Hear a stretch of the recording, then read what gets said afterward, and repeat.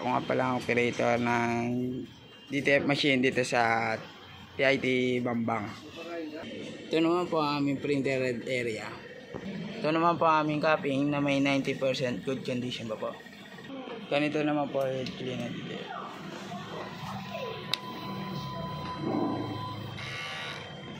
After red clean, punasan ng wiper. Ito naman po ang nozzle check ng DTF po namin. Ito po yung white, ito naman po yung color. Ito naman po ang ink system po namin. Tama lang po ang level. Ito naman po aming damper. Ito naman po aming waste tank area. Ito naman po aming ABR. Ito naman po aming ground wire. Nakadikit po siya sa ground. Ito naman po ang inyo sink namin. Nakalagay sa basket ng maayos. Ito naman po ang stock namin ng DTF roll. Ito naman po ang stock po namin ng DTF whiting. Magre-request pa naman po ako ng mga colored.